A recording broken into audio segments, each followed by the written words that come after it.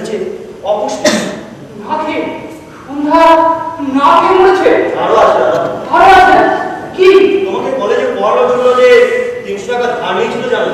হ্যাঁ, কিন্তু সেটা তো সেই টাকা যা শোধ করার কথা সে তো এসেছে 1.5 উদ্ধার। যুধিষ্ঠির পাল 700 টাকার ডিগ্রি নিয়ে বাড়ি দখল করতে গিয়েছিল। শুনলাম ওই ভূত না পারে না, ওই ভূত যে কিনা ধরে রাখতে ভূত না জবর করতে পারে না। এই থেকে তো বলিস না তুমি মনে না কিসের অভাব ছিল আমাদের? দেশের সেবা করতে যারা নিজের বাপ মাকে শুকিয়ে মারে, তারা দেশপ্রেমিক নয়, দেশপ্রেমিক নয়, খুনি খুনি, মানুষের অযোগ্য খুনি। যার টাকা তুমি বেরিয়ে এসেছো তার নিজের ঘরে দুটো সরকারি কর্মচারী। কখনো জানতে চেয়েছো সে কথা? দেখ কি শুধু তাদের জন্যে যাদের উপার্জনের সংসার নির্ভর করে, আর নিজেদের দেখ কিছু মনে করো না। যা তুই বাড়িতে গিয়ে বাবাকে বল অনেক দুঃখ জিনিস হয়েছে, উপরে পড়া হতো, তারপর দেখবি দেশ স্বাধীন হলে আমি নিশ্চয়ই একটা বড় চাকরি করবো।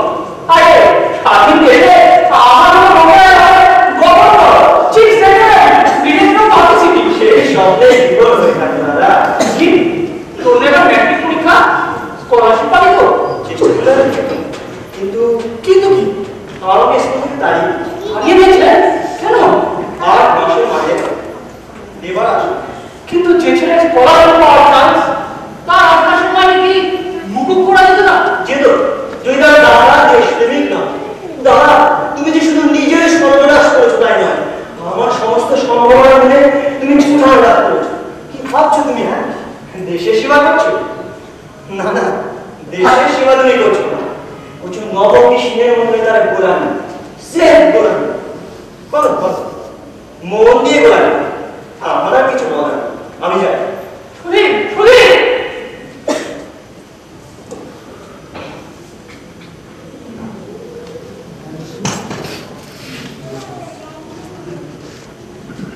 কবে তুমি মুক্তি পাবে মা? কবে আমাদের দুঃখ দ্বারা অবসান করবে? তো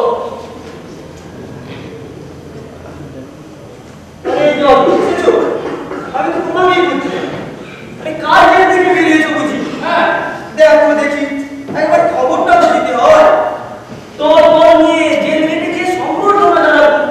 সঙ্গে এত বড় করবি তুমি, আর চুপি চুপি জেল থেকে বেরিয়ে এলে কার দুঃখী যাবে না। আরে সেই জন্য আমি কুণ্ঠিত হবে না।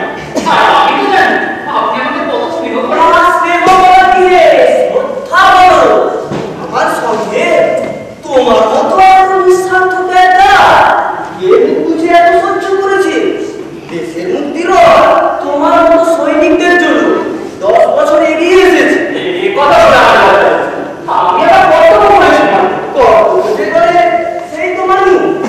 আজ হয়তো তুমি একটা জেলার ম্যাজিস্ট্রেট করতে পারতে অজি, কিন্তু ওই যে সব লোক ত্যাগ করে তুমি দেশের মুক্তির জন্য পাগল হয়ে বেরিয়ে এসেছো। দেশবাসীর ত্যাগ তোমার করবে না। আরে লক্ষ্মী সে চিরদিন তোমার আত্মত্যাগ, সহিষ্ণুতা আর মহিমার দ্বারা মাথা নত করবে। আমার একটা কথা বলার, বলো। বাড়িতে আমার ছোটবেলায় বুদ্ধি এসেছিল, ওর এবার ম্যাট্রিক পরীক্ষা দেবার কথা। ওরা ছাড়িয়ে দাও, দেশের কাজে আত্মনিয়োগ করতে হবে। কি বলছে? ও ভালো ছেলে, স্কলারশিপ পাওয়া যায়। আরে সব ছেলেই তো আগে পড়া ছাড়তে হবে। সরকারি সার্টিফিকেট, সরকারি স্কলারশিপের মতো তোমার ভাইয়েরাও তো থাকতে দেবে। আমার এতদিনের অনুপস্থিতিতে মা আমাকে মারে।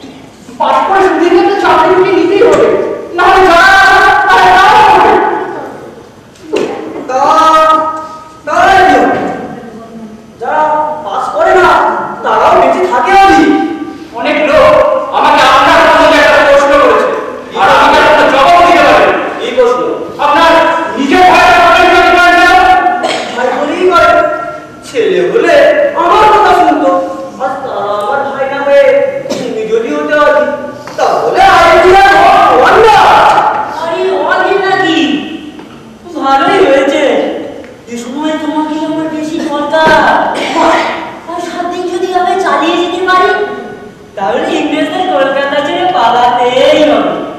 খবর ভালো কমা, এ পর্যন্ত কি হলো? 17 ডিসেম্বর মিলনায়তন মির্জায়ের সভা করেছে। কি খবর? ওটা কি ভাইরাল হলো কেন? কুইট ইন্ডিয়া রেজলিউশন কি তাই নয়?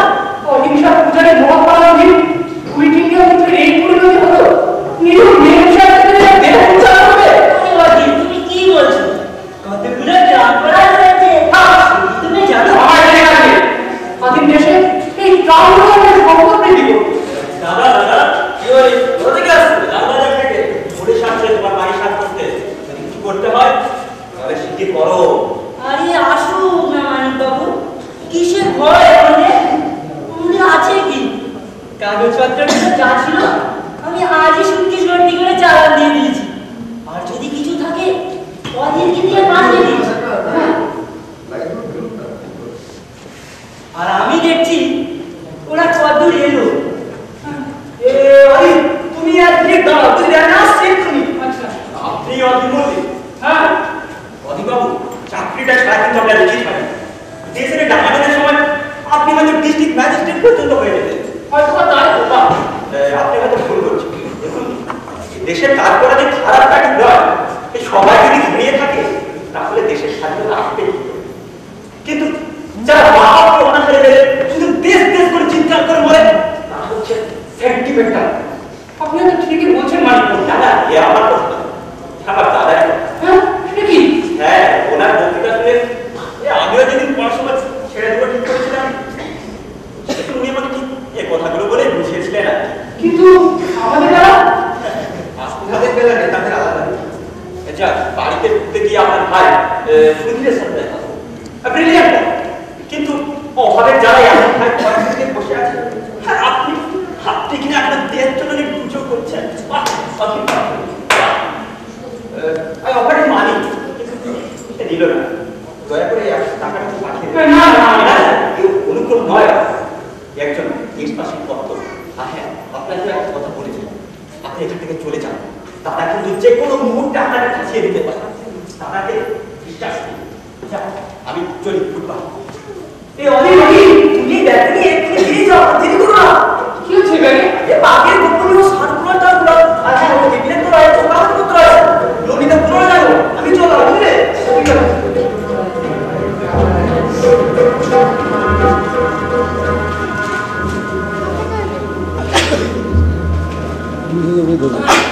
এই মিথ্যে।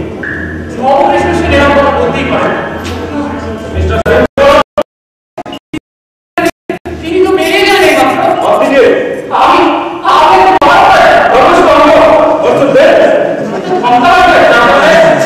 আপনার সেখানে কয়দিন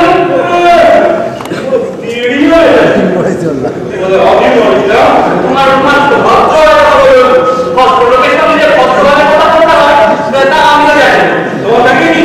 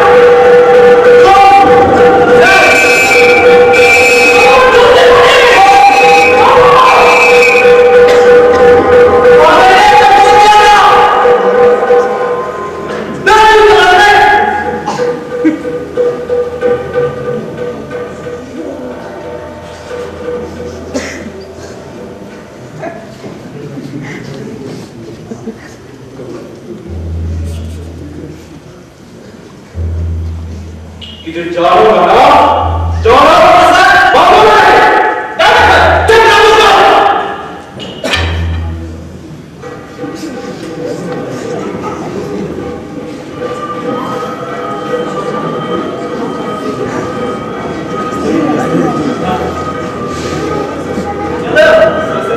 ঘুরিয়ে আসছে সালাম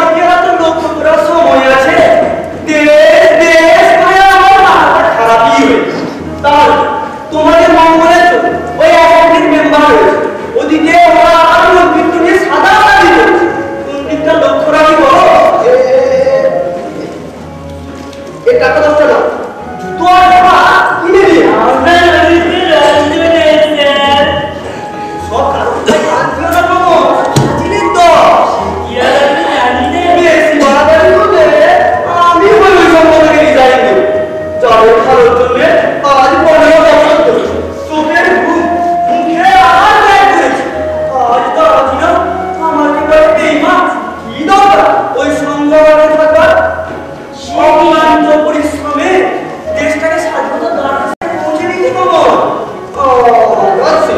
অভিমান করবেন না স্যার ওরা আমার মহন্ত কি বুঝবে বুঝি তো আমি মনে রাখবেন প্রধানমন্ত্রী না হওয়া পর্যন্ত আপনার বিশ্বাস আমি কি বলবো তুমি বাবা বসো বসো মাকে শ্বশুর বাড়িতে ভালো সন্দেশ এসেছে আরে বাবা তো নিয়ে দিও তোমার মা খাবে ও আপনার স্ত্রীর তুলনা নেই স্যার সবাই বলে ফুল বাজারে আপনি আমার পিতা ছিলেন ওটা যে কলমটা সারাতে দিয়েছিলেন সেটা আজও আপনি ভুলে গেছি ও ওটা ভুল দাও আরে ও ওটা স্বাধীনতার জয়খান ফুটে উঠল নাকি ওই ঘটনাটা তুমি এত শীঘ্রই স্বাধীন হলে আমাদের কি হবে জননী আর 10 বছর সফল করো আর কিছু চাঁদা আদায় করে নি আর ওই পণ্ডিত মূর্তির ভাবে হাত বুলিয়ে একটা গাড়ি হাসিস তো জোগাড় করি আরে কে কমল নাকি যা বাবা তো হ্যাঁ